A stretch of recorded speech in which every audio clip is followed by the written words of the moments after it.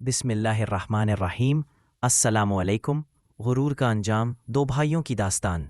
बिछड़े हुए रिश्ते और गुरूर का आगाज़ बचपन की सादगी। किस्सा एक ही माँ के दो बेटों इदरीस और उसामा का है। दोनों ने एक छोटे से गांव के कच्चे घर में आँख खोली। इदरीस बड़ा था, सब्र करने वाला और दरवेश सिफत। उसामा छोटा था, हौसले वाला और दुनियावी ख्वाहिशात रखने वाला। इनकी गुर्बत मुश्तरक थी, मगर इनका प्यार और उखुवत पहाड़ की तरह मजबूत थी। जब उसामा रोता तो इदरीस उसे अपने हिस्से की रोटी दे देता। इनका बचपन रिश्तों की मिठास से गुंधा हुआ था। जवानी में दोनों शहर आ गए। इदरीस ने एक मामूली मदरसा में पढ़ाना शुरू कर दिया। उसकी तनख्वाह मामूली थी, मगर वो कनात पसंद था। उसामा ने एक तामीराती कंपनी में मेहनत मजदूरी शुरू की। उसामा बहुत जल्द अपनी मेहनत, जहानत और थोड़ी सी खुशकिस्मती से कामयाबी की सूरियां चढ़ने लगा। उसने अपना छोटा ठेकादारी का काम शुरू किया, जो देखते ही देखते एक बहुत बड़ी इमरान कंस्ट्रक्शंस कंपनी में बदल गया। दौलत की रेल पेल ने उसामा की तबीयत बदल दी। अब वो करोड़ों का मालिक था। उसके पास आलाशान गाड़ियां, नौकर चाकर और शहर की सबसे महंगी कोठी थी।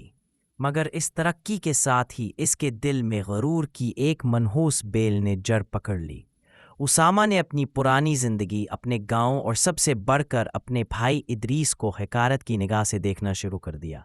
एक दिन ईद के मौके पर इदरीस अपनी सादा पोशाक में अपनी छोटी सी बेटी के साथ उसामा की आलीशान कोठी आया। इदरीस बड़े प्यार से, उसामा मेरे भाई, तुम्हें देखकर कितनी खुशी हुई। अल्लाह ने तुम्हें सब कुछ दिया है।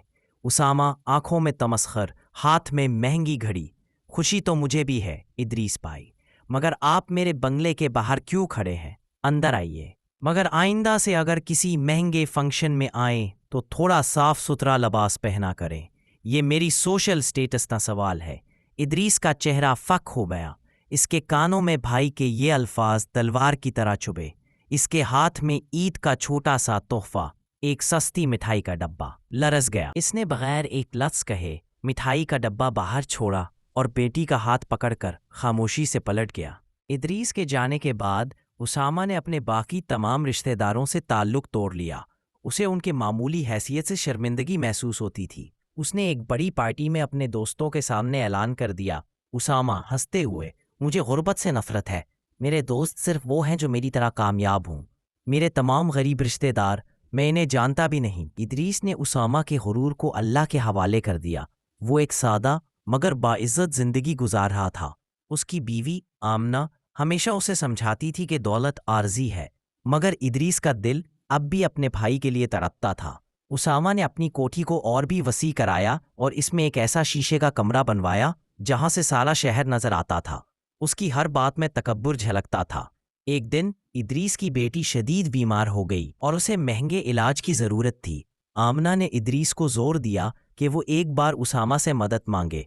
दिल पर पत्थर रखकर इदरीस ने उसामा को फ़ोन किया। इदरीस आजिज़ी से टूटती आवाज़ में, उसामा मेरे भाई, किसी काम के लिए नहीं, मेरी बेटी की जान खतरे में है। मुझे थोड़ी रकम चाहिए।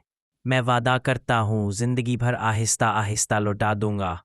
उसामा सर्द मेहरी से, मेरा काम बड़े लोगों का है, मेरे पास छोटी रकमें उधार देने का वक्त नहीं है। अगर तुम सालों से मेहनत करते तो आज ये नौबत ना आती। अपनी किस्मत को कोसो और मेरा वक्त ज़ाया मत करो। ये कहकर उसामा ने फ़ोन काट दिया। इदरीस के हाथ से फ़ोन छूट गया।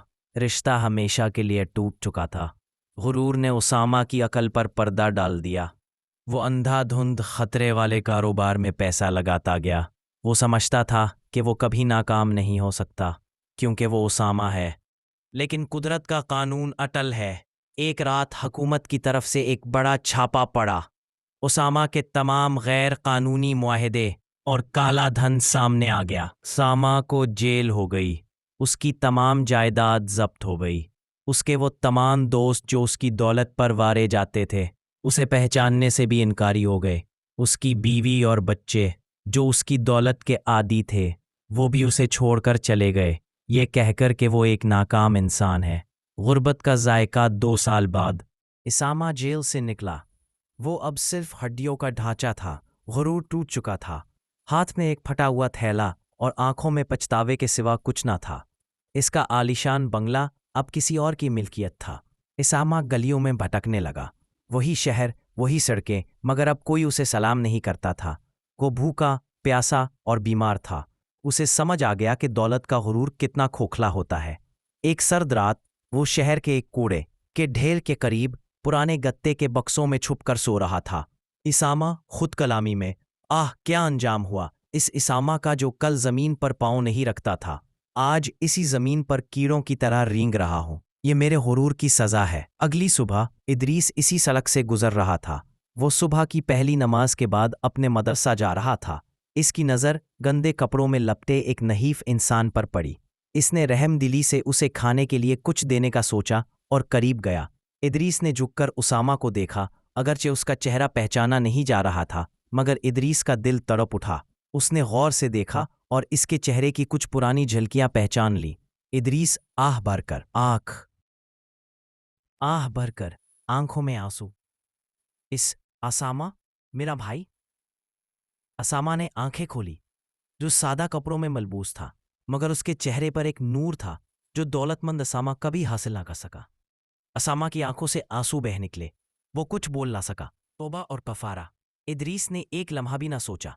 उसने फौरन असामा को उठाया, रिक्शा में बिठाया और अपने छोटे से घर ले गया। जब असामा ने देखा कि इदरीस की बीवी आमना और बच्चे, जिन्हें उसने एक बार हकारत से रद्द कर दिया था, उसकी खिदमत कर रहे हैं, तो उसका दिल शर्मिंदगी और पछतावे से फट गया। असामा रोते हुए इदरीस के पांव पकड़कर, इदरीस मेरा माफ़ कर दो, मैंने तुम्हारे साथ बहुत बुरा किया। मैंने तुम्हारी बेटी को ठुकरा दिया, तुम्हें अपनी दौलत पर जलील किया। मैं इस रहम के काबिल नहीं हूं, मुझे यहां से निकाल दो। इदरीस भाई को गले लगाकर, बस मेरे भाई, अल्लाह गफूर रहीम है। मैं तुम्हें कब का मुआफ़ कर चुका हूं। ये सब उसी गुरूर की सज़ा थी जो तुम पर नाजिल हुई। तुम्हारी दौलत आर्जी थी, मगर हमारा खून का रिश्ता लाजवाल है। इसामा आहिस्ता आहिस्ता सेहतयाब हुआ।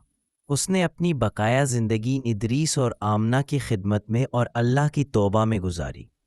उसे समझ आ गया था कि दुनिया में सबसे बड़ी दौलत बैंक बैलेंस नहीं, बल्कि इंसान का एतमाद, अखलाक और रिश्तों की मोहब्बत है। दोनों भाई फिर से साथ थे। उसामा ने अपनी तकब्बुर की सज़ा काट ली थी और अब एक आजिज़ इंसान बनकर अपने भाई के कदमों में रहकर ज़िंदगी गुजार रहा था। याद रखिए, गुरूर की इमारत जितनी भी बुलंद हो, अंजाम ज़वाल है। वो आजिज़ी ही है जो इंसान को दोनों जहानों में कामयाब करती है। इसामा का दिल शुक्रगुजार था।